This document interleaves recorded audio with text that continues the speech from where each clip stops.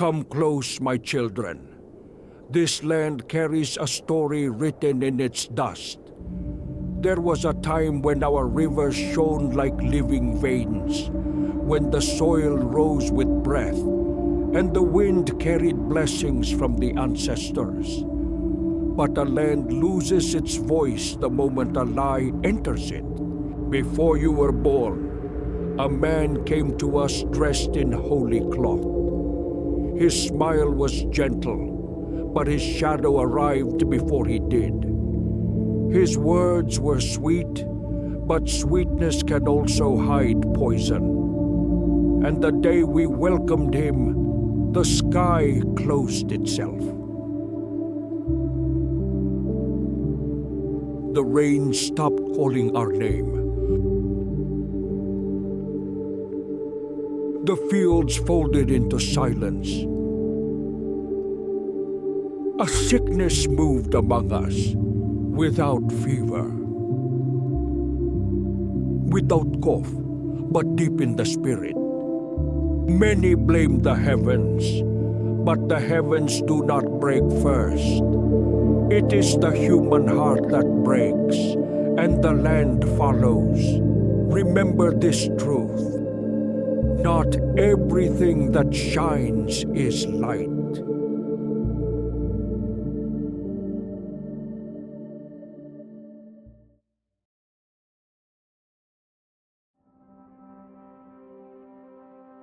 The morning after a burial carries a silence unlike any other. A silence that does not simply surround you. It follows you. Aya woke that Sunday in a hut that suddenly felt too wide, too hollow, too quiet. For years she had slept beside her grandmother, her guardian, her storyteller, her last link to a world that still held meaning. But now the other side of the mat was empty. Even the morning sun, slipping gently through the window, seemed hesitant to touch the space where her grandmother once lay. Grief pressed against her chest in slow waves. Not loud, not dramatic, just heavy. The kind of heaviness that comes from love interrupted. Aya sat up, letting the warm light fall across her face, and she held the only thing left to her. The mirror. Old, carved, silver-edged, a relic passed from hand to hand through the women of her bloodline. Her grandmother's voice echoed faintly in her memory, soft, trembling, full of secrets. Girl of my heart, this mirror does not show what eyes see. It shows what souls hide. Aya ran her fingers across its frame, half expecting to feel her grandmother's hands guiding hers. She remembered how the old woman used to lean close to her at night, whispering stories of a time when their land was alive, when rivers laughed, when crops bowed heavy with promise, when the village woke to the sound of blessings instead of coughing and thirst. Those days will return, her grandmother would say, but only when someone dares to see what others fear. Aya never understood what she meant. Not then, not even now. All she knew was that the mirror felt heavier today, as if aware of the absence in the room. Outside, the village had already begun to stir. Women walked with empty pots. Children cried with hunger. The church bells rang distantly, calling the village to worship their last refuge in a world that had forgotten them. But Aya did not move. She sat in the quiet of her grandmother's shadow, gripping the mirror against her chest, trying to understand why her grandmother made her promise to keep it close, especially when the world grows thirsty. She did not know yet that this morning would begin the unraveling of everything she thought she knew. That grief would open her eyes to truths hidden in plain sight. That she would soon step into a path her grandmother had prepared long before her birth. For now, she was just a girl in mourning, sitting in the half-dark of a lonely hut, holding a mirror that pulsed faintly with the secrets of a dying land. Sunday arrived with a strange tension in the air. The morning sun burned hot over the village, as if forcing every hidden thing to the surface. By the time Aya pushed open the creaking wooden doors of the church, the sanctuary was already overflowing. Women in bright patterned dresses swayed in the front rows, men beat drums with fierce devotion, and the choir filled the air with harmonies that shook dust from the rafters. At the center of it all sat the pianist, a young, handsome boy named Limar. His fingers danced across the keys, carrying the entire congregation into a frenzy. People shouted, wept, leapt, and spun as though fire itself had descended onto the room. It was the kind of Sunday the villagers would talk about for weeks. Then the pastor stepped forward, tall, charismatic, dressed in an immaculate white suit that almost blinded under the church lights. He lifted the microphone with theatrical calm, waiting for silence like a king expecting obedience. "My people," he began, "our church is under attack." Whispers rippled through the crowd. "Your offerings have grown faint," he thundered. "Your giving has weakened. You hunger for blessings but refuse to honor God with your tithes." The congregation bowed their heads in shame, though behind the pastor's booming voice, subtle cracks in his righteousness flickered just small enough to miss unless one paid close attention. His movements were too rehearsed, his gaze too calculating, a faint restlessness under his smile. Aya sat quietly in the back, watching every detail. "And today," the pastor continued, softening his tone as he shifted toward the edge of the pulpit, "we stand with our sister Aya who has suffered so much." A murmur of sympathy rose. "I offer my deepest condolences," he said, extending a hand toward her. "And I promise this church will help you. You're not alone." The congregation erupted in applause. Some cried, some shouted amen. Aya only lowered her head, unsure whether to trust the warmth of the moment or fear it. By evening, her compound was full. Neighbors streamed in with food, prayers, and loud stories meant to distract her from her grief. Children played outside, and elders sat in the living room murmuring words of comfort. Then, when the crowd began thinning out, Limar the pianist arrived. He stood at the doorway uncertainly, holding his notebook of music sheets, eyes softer than they had been in the chaotic church service. "Aya," he greeted her quietly. "I wanted to see how you're holding up." She invited him in. They sat under the weak glow of a lantern. For a few moments, he said nothing. His confidence on the piano did not follow him here. Finally, he inhaled sharply. "There's something you should know. About the church. About the pastor. About all of us who serve there." Aya looked up, sensing the shift in his tone. "People see him as a man of God," Limar said, choosing his words carefully. "But inside those walls, things happen. Things we're not allowed to speak about. And now that he's offering to help you, I just think you should be careful." Aya's heartbeat quickened. Limar leaned closer, his voice dropping to a whisper, as though the pastor could hear them from miles away. "There's a reason so many girls before you disappeared from the church circle. The truth is, the pastor isn't who he pretends to be." Aya's world paused. Limar swallowed hard. "And since you're alone now, I'm afraid he's already looking in your direction." The lantern flickered, and the evening turned dark. That night, long after Limar had gone, Aya lay awake replaying his words. Rumors. That was the first thing her mind called them. Villagers loved stories, twisted tales born from jealousy or fear. She wanted to dismiss it all. The pastor had prayed for her family. He had stood beside her during her grandmother's burial. He had offered help when no one else did. What reason would anyone have to lie? But the more she tried to brush off Limar's warning, the more it clung to her. Why did he speak like someone carrying a wound? Why did his voice shake? Aya could not find peace. By morning, the unease still sat in her stomach like a cold stone. That afternoon, without warning, the pastor arrived. He did not knock, he simply stepped into the hut with the confidence of a man convinced the world bowed to him. The moment he entered, Aya felt the air tighten. "My daughter," he said with a gentle smile, lowering his voice as though delivering a sacred message. "I came to check on you personally." She nodded, sitting up respectfully. He placed his hand on her shoulder. "Grief is a heavy burden. You should not be alone. Come to the church. Stay there for a while. There is safety in the house of God." Aya hesitated. "And bring the gifts the villagers gave you," he added softly. "These things must remain under spiritual covering." The suggestion unsettled her more than she expected. The pastor stepped closer, closing the space between them. His eyes softened not with empathy, but something heavier, darker. He reached out and touched her cheek with the back of his fingers. "You are a strong young woman," he whispered, "beautiful in spirit."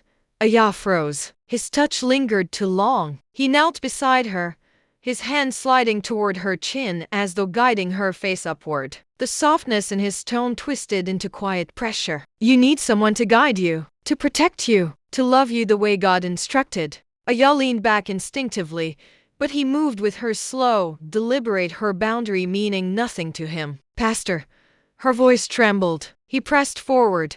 His breath too close. The weight of him pushed her until she lost balance. She toppled backward onto the thin mat she slept on. Her heart thundered, panic rising. The pastor hovered over her, his intentions no longer disguised. Then a glint. Aya's eyes fell on the mirror her grandmother left her, the small, old, silver-framed piece lying beside her mat. The only thing in the room that felt alive with meaning. She grabbed it with shaking hands and held it between them, pointing the reflective surface toward him. The pastor stopped, his gaze locked on his own reflection. His expression twisted, first confusion, then fear. Something in the mirror confronted him, something he saw that Aya could not. His confident posture collapsed. His breathing quickened. "No," he whispered, stumbling backward. "No, not that. Not here." He scrambled to his feet as if the hut itself had turned against him. Then, in a wild burst of fear, he turned and fled. Aya sat trembling, clutching the mirror tight to her chest, its cool surface pressed against her racing heart. She did not yet understand why the mirror had such power, but she knew one thing. Her grandmother had not left her defenseless. Aya's hands were still trembling long after the pastor fled. Her breath refused to settle. The hut felt too small now, the air too heavy. She clutched the mirror tight, pressing her grandmother's memory into her palms. Then, like a candle flickering back to life, Aya remembered something. Her grandmother's stories. Those nights by the fire when she used to whisper about the journey to Kemet, the land of the pyramids. How she traveled with Mythic, back when he was young, fierce, and wild. The villagers called him crazy now, but Aya knew better. Her grandmother always said, only confused minds call wisdom madness. So Aya wrapped the mirror in a cloth, stepped out into the sunlight, and walked toward Mythic's hill. She found him sitting exactly where she expected, on a three-legged stool that clearly once had four legs, staring at the clouds like they were telling him gossip. When he saw Aya approaching, he smiled wide too wide, like someone who had already predicted her arrival. "Aye, child of destiny," he called out. "You walk like someone carrying fire." Aya held up the mirror. "Mazi, I need to understand this." He looked at the wrapped bundle, raised one eyebrow, and clicked his tongue. The mirror of the old world," he said. "Your grandmother held onto it like it was her last goat. Even refused to sell it when we were broke in Kemet." Aya sat down, confused. "You really went to Kemet?" Mythik scratched his beard proudly. "My niece. I didn't just go. I climbed the pyramids before they added those no-climbing signs. I am history." Aya almost laughed, despite the fear coiled inside her chest. Then his tone shifted. He leaned closer, eyes sharpening, his humor folding away. "Do you know what that mirror is?" he asked. Aya shook her head. "It is a fragment of the old knowledge, a key from Alkebulan, the motherland before nations divided themselves into confusion. The mirror is older than kingdoms, older than the pastor's temptations, older than even the lies people tell to be seen as holy." Aya listened, completely still. Mythik continued, voice dropping into a low, mystical rumble. "The Emerald Tablet speaks of three sacred channels.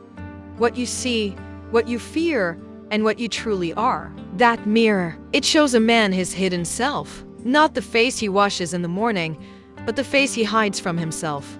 Aya swallowed hard. That's why he ran, of course. Mythik slapped his knee. His spirit saw what his tongue has been denying since he first wore that fake holy robe. He shifted, leaning back, suddenly amused again. "You should have seen him back in the day. That man couldn't even lead a cow to water. Now he claims he can lead souls to heaven." Aya covered her mouth, torn between shock and laughter. "But listen well," Mythik said, raising a finger. "The power you hold is immense. Not everyone can withstand it. Even you must be careful. The mirror chooses who it reveals truth to, and who it destroys." Aya tightened her grip on the cloth-wrapped mirror. "But Mythik, what do I do now?" Before he could answer, the bushes behind them rustled violently. Limar burst through the path, panting so hard he bent over his knees. Aya, he gasped. "You need to run." Aya stood instantly. "What happened?" Limar pointed toward the village, breath still broken. "The pastor, he told the elders you're a witch. He said you attacked him with dark magic. The guards are searching for you. They want to bring you to the church for cleansing. Mythoda's eyes narrowed, and he clicked his tongue loudly. Cleansing, he repeated. A man who needs 10 buckets of truth to wash his own soul wants to cleanse others. Limar stumbled forward, fear in his voice. Aya, they are coming here. Aya looked at Mythoda. Mazi, what do I do? Mythoda stood slowly, his old bones straightening with an unexpected authority. You do what your grandmother did, he said firmly. You protect your spirit, and you do not give your power to the fearful. He placed a gentle hand on her shoulder. And remember, the mirror is not a weapon. It is a revelation. Use it wisely. Aya breathed deeply, the weight of fate settling around her. Below the hill, distant shouts echoed. The search was getting closer, and in that moment, Aya understood. This was no longer about defending herself. This was the beginning of something far bigger. Aya ran through the narrow path, the mirror clutched under her arm, wind slapping her face. Behind her, the angry shouts grew louder. Villagers, guards, elders stirred by the pastor's lies, convinced she was dangerous. But fear sharpened her steps. The sun was sinking. The shadows grew long. At the foot of the hill, the guards caught up with her. She struggled, kicked, screamed, but they bound her wrists and dragged her through the village like prey, dust rising behind them. Children hid behind door frames. Women watched with fear. Men spat and crossed their arms. They carried her straight into the church. Inside, the church was dim, lit only by weak candles. The wooden benches were filled. Villagers packed, whispering, staring, judging. The room was suffocating with heat and fear. Aya was strapped to a chair at the center, hands tied, feet bound. Her mirror was thrown aside. Then the doors creaked open. Pastor Mwana entered, slow and theatrical, wearing a heavy white robe that glowed in the candlelight. He carried a bowl of holy water and walked with the shallow authority of a man performing for a crowd. He raised his voice, "Children of the Most High, today we cast out the demons that have held our village hostage." The congregation clapped nervously. He stepped toward Aya, but only to a point. He never got too close. He dabbed his fingers in the water and flicked it at her face. Aya didn't move. The water ran down her cheek. He spoke in tongues, loud, dramatic tongues. His forehead sweated more with every word. Then he shouted, "Spirit of prostitution, release her. Spirit of witchcraft, leave her. Spirit of rebellion, out." He splashed more water at her. Aya blinked, unimpressed. He tried again, voice rising, spittle flying until his words tangled, and his breath began to fail him. He coughed once, then again, then violently, bending forward as if the air itself had turned against him. Silence fell across the congregation. His coughing grew harsher, louder, uncontrollable. The mighty pastor choking on his own performance. Aya watched him, calm now, focused. She knew the moment had come. When Pastor Mwana finally dropped to his knees, wheezing, Aya stood. Everyone jumped back, startled, afraid, uncertain. She didn't shout. She didn't cry. She simply spoke, soft but powerful. "When I was a little girl, this land was alive." The room froze. She continued, voice trembling with memories. The wind carried the scent of ripe mangoes. The fields glowed with gold. Our shrine was full not of fear but of unity, of love, of truth. We prayed together. We lived together. We were whole. Eyes around the church softened. Some lowered their gaze. But then came the day everything changed, she said. The day lies were wrapped in holy robes. The day the true keepers of our wisdom were pushed away. Her voice deepened, anger threading through. That day was the day you expelled Mythoda. Not because he was crazy, but because the corrupt feared the questions he asked. Murmurs rippled through the congregation. She stepped forward, her ropes falling loose. Villagers, now unsure whether to fear or believe her. She bent, picked up her grandmother's mirror, and held it high. "This is the truth," she said, "and truth never fears the light." She walked toward the trembling pastor. "Mwana," she called, "face yourself." The pastor's eyes widened. He backed away, but the villagers blocked the exit. He had no escape. Aya raised the mirror. Pastor Mwana screamed. Before their eyes, his face flickered, young to old, smooth to wrinkled, holy to monstrous. His illusions peeled off like rotting skin. His true self, dark and twisted, appeared. Women gasped. Men stepped back. Aya's voice was steady. Tell them who you really are. The pastor shook, convulsed, his skin gray and sagging. Confess, she commanded. And he did. His voice cracked as he spilled everything. Forgive me. I killed the chief's sons. I took the offerings. I infected the wells. I made the drought. His body twisted. I took innocent blood for my rituals. The church erupted into screams. The elders trembled, ashamed. Women cried. Children clung to their mothers. And when the last confession left his lips, the pastor collapsed lifeless, the final mask torn away. Silence. Then a distant rumble. 1 drop. 2 drops. 3. A woman gasped. It's raining. The congregation rushed outside.